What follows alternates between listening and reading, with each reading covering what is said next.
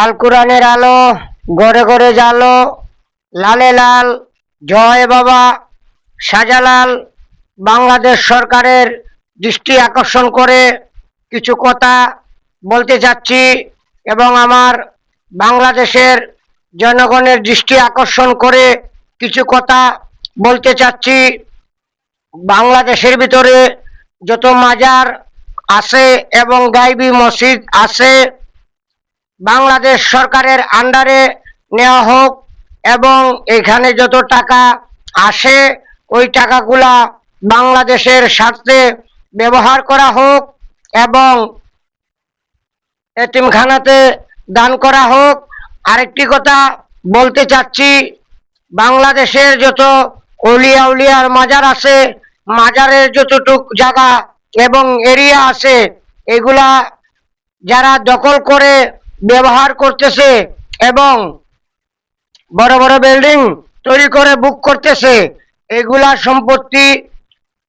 সম্পত্তি সরকারের অধীনে আনা হোক। কারণ বাংলাদেশের যত পীরাউলিয়া আছেন এবং যাদের মাজার আছে, তাদের কোনো ওয়ারিশ বাংলাদেশের ভিতরে নাই। কারণ তারা বিয়ে শাদী কখনো করেন না। শুধু আমার বাংলাদেশের ভিতরে একজন ব্যক্তির তার বংশধর আছে, যেমন যার কারণে এই 360 আউলিয়া আমাদের বাংলাদেশে ভ্রমণ করেছেন এবং এসেছেন। ওনার নাম হলো বুরহানুদ্দিন, মোহাম্মদ বুরহানুদ্দিন সাহা। এই বুরহানুদ্দিন সাহার যে মাজার, এই বুরহানুদ্দিন সাহার যে মাজার, ওনার ফ্যামিলির শুধু বংশধর আমাদের বাংলাদেশে এবং আমাদের সিলেটে রয়ে গেছে। এবং 360 আউলিয়া আমাদের যে বাংলাদেশে এসেছেন, তাদের কোনো বাচ্চা কাচ্চা, তাদের কোনো বংশধর আমাদের বাংলাদেশে নাই। তাই আমি দৃষ্টি আকর্ষণ করতেছি, বাংলাদেশ সরকারের এই যে মাজারগুলাতে টাকা উঠে এবং গাইবি মসজিদগুলাতে টাকা উঠে, এগুলা সরকারের আন্ডারে নেওয়া হোক। কেন? এগুলা টাকা পয়সা সরকার বাংলাদেশের সরকারের উন্নয়নের জন্য ব্যবহার করুক এবং বাংলাদেশের প্রশাসন বাড়ানি হোক এবং বাংলাদেশের অর্থ কেনার জন্য অন্য অন্য দেশে যে হাত পাততে হয়, এই মাজারগুলার টাকা বাংলাদেশ সরকারে ব্যবহার করলে আমি মনে করি যে কোনো রাষ্ট্রের কাছে বাংলাদেশে হাত পাতা লাগবে না, ইনশাআল্লাহ। কারণ আমার 360 আউলিয়া ইসলামের শিরোমণি যারা, তাদের টাকা যদি দেশের স্বার্থে ব্যবহার করা হয়, ইনশাআল্লাহ বাংলাদেশ কোনো দেশের কাছে হাত পাতা লাগবে না। এবং বাংলাদেশের জনগণ, আপনারা কি বলেন? আপনারা ভিডিওতে কমেন্ট করে এবং লাইক করে আপনারা জানাবেন। কারণ একটা টপিকসে কালকে দেখছি সাংবাদিকের সাথে বলতেছে যে আমার ছেলে আমার মেয়ে লন্ডনে থাকে, আমার বিজনেস আছে, এই শাহজালাল মাজারে যত মানুষ আসে, তিন দিন পরে পরে, এক সপ্তাহ পরে পরে তাদেরকে খাওয়াইতে হয়। খাওয়াইলে 40 বস্তা 45 বস্তা চাল লাগে। আমাদের ছেলে মেয়ে বিদেশে থাকে, আমরা কি এগুলা টাকা খাওয়ার জন্য বসে রয়েছি? আমরা তো এগুলা টাকা খাওয়ার জন্য বসে রই নাই। আরো বলে কান আমাদের পকেট থেকে টাকা লাগিয়ে তাদেরকে খাওয়াইতে হয়। তাইলে আমার প্রশ্ন, এই সিলেটের মাজারে, শাহজালাল মাজারে, সাপড়ার মাজারে যে টাকাগুলা দেওয়া হয়, আপনার পকেট থেকে যদি খাওয়ানো হয়, এই বাংলাদেশের মানুষে যে মাজারে যায়, মাজার জিয়ারত করে, টাকা পয়সা, সোনা গয়না, গরু ছাগল মুরগি হাঁস দেওয়া হয়, এইগুলা টাকা যায় কোথায়? এইগুলা টাকা তো সরকারে পায় না। এইগুলা তো নিয়ম সরকারে পাইতো এবং সরকারে মানুষের কল্যাণে ব্যবহার করত। বাংলাদেশ সরকারে অন্য অন্য রাষ্ট্র থেকে হাত পেতে ভিক্ষা করে বাংলাদেশের উন্নয়নের জন্য বাংলাদেশ সরকারে হাত পাতা লাগে। আমি মনে করি বাংলাদেশ সরকারে, বাংলাদেশের আন্ডারে যদি এই মাজারগুলা নেওয়া হয়, আমি মনে করি বাংলাদেশ সরকার কোনো রাষ্ট্রের কাছে হাত পাতা লাগবে না বাংলাদেশের উন্নয়নের জন্য। ইনশাআল্লাহ আপনি বিবেক বিবেচনা করে দেখবেন এবং বাংলাদেশের জনগণ, আপনাদের উপরে আমি বিচার দিয়ে দিলাম। আমি যে কথাগুলো বললাম এই কথাগুলো সত্য আছে কিনা। কারণ যত মাজার আছে, মাজারের এরিয়া যে সম্পত্তি আছে, এই সম্পত্তি মূলত মালিক ছিল গর্গবিন্দ রাজা। গর্গবিন্দ রাজা আর জাফলং মালিক ছিল জয়ন্তা দেবী। জাফলংয়ে মালিক ছিল জয়ন্তা দেবী।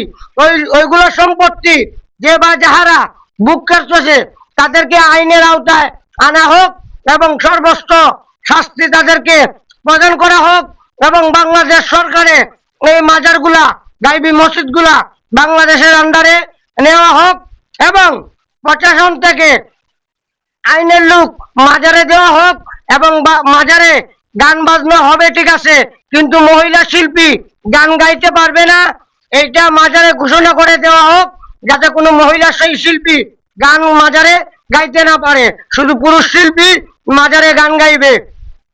এবং বাংলাদেশ সরকারে এই টাকাগুলা মাজার যারা পরিচালনা করবে এবং যারা থাকবে তাদেরকে বেতনভুক্তর আওতায় আনা হোক। আর বাকি টাকাগুলা এতিমখানা এবং বাংলাদেশ সরকার বাংলাদেশের স্বার্থে ব্যবহার করা হোক।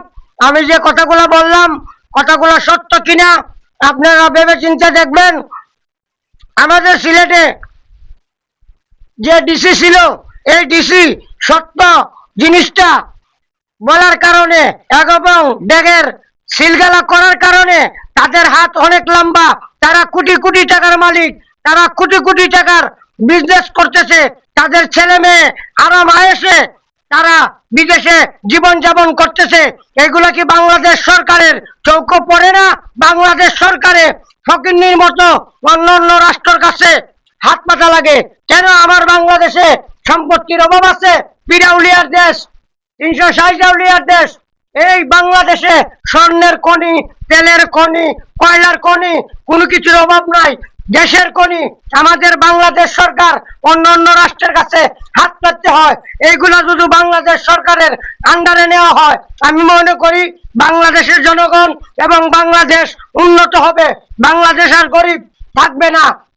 এটা আপনারা বিবেচনা করে যারা এগুলা ব্যবহার করতেছে এবং যারা কোটি কোটি টাকার মালিক হয়েছে তাদেরকে আইনের আওতায় আনা হোক এবং তাদের সম্পত্তি বাজেয়াপ্ত করা হোক। সবাই ভালো থাকবেন, সুস্থ থাকবেন এবং অলিয়া উলিয়ার পাশে থাকবেন। আমি সিলেটবাসীকে দৃষ্টি আকর্ষণ করে বলতে চাচ্ছি, বাংলাদেশ আমাদের সিলেটবাসী যারা আছেন তারা আইনের সহযোগিতা করবেন এবং সারোয়ার আলম যে ডিসি ছিলেন ওই ডিসিকে ওই জায়গাতে আবার ফিরিয়ে আনার জন্য আপনারা গণহারে আন্দোলন তুলেন, আন্দোলন তৈরি করেন, রাস্তাঘাট সবকিছু ব্লক করে দেন, গাড়ি চলাচল বন্ধ করে দেন, দেখবেন সবকিছু ঠিক হয়ে যাবে।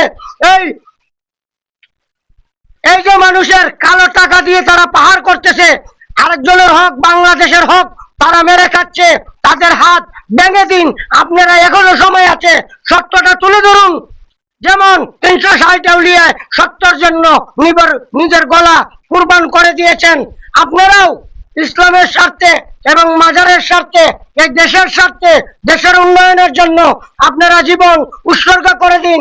আপনারা ভালোভাবে পরিচালনা করে দেশে আন্দোলন তৈরি করুন এবং সিলেটে সিটি কর্পোরেশনের ভিতরে আন্দোলন শক্তভাবে তৈরি করেন। ইনশাল্লাহ দেখবেন এই কালো হাত ভেঙে দিতে পারবেন, রুখে দিতে পারবেন এবং বাংলাদেশ ইনশাল্লাহ আমি মনে করি সরকারের আন্ডারে চলে গেলে গাইবী মসজিদ এবং যত মাজার আছে ওই মাজারের টাকা এতিমখানা এবং বাংলাদেশ সরকার বাংলাদেশের স্বার্থে ওই টাকা ব্যবহার করলে বাংলাদেশ কোনো রাষ্ট্রের কাছে হাত পাততে হবে না। সবাই একত্রিত হন এবং সবাই প্রতিরোধ গড়ে তুলুন, ঘরে ঘরে আপনারা প্রতিরোধ গড়ে তুলুন। এই টাকা যায় কোথায়? তারা বড় বড় ভাষণ দেয়, তারা বলে আমাদের পকেট থেকে 40টা বা 45টা চাউলের বস্তা আমরা দিতেছি, আমাদের এগুলো টাকার খাওয়ার কোনো প্রয়োজন নাই। আপনারা যদি টাকাগুলো না খান তো ওই টাকা যায় কই? 3 দিনে যদি শাহজালাল মাজারে 30 লক্ষ টাকা উঠে তাহলে বছরে কত টাকা হচ্ছে, মাসে কত টাকা হচ্ছে, এইগুলা হিসাব করলে চিন্তা করে দেখেন বাংলাদেশের অর্থ নাই, বাংলাদেশের কামন নাই, বাংলাদেশ উন্নত হচ্ছে না, বাংলাদেশে কোনো রাষ্ট্রের সাথে যুদ্ধ করতে পারতেছে না, তারা দুর্বল। এই টাকা ব্যবহার করলে বাংলাদেশ 1 বছর লাগবে না, সবকিছু বাংলাদেশে সব থেকে শক্তিশালী হবে। আপনারা আমার কথাগুলো বিবেচনা করে দেখবেন এবং আপনারা জাস্টিফাই করে দেখবেন। সবাই ভালো থাকবেন, সুস্থ থাকবেন। আল্লাহ হাফেজ।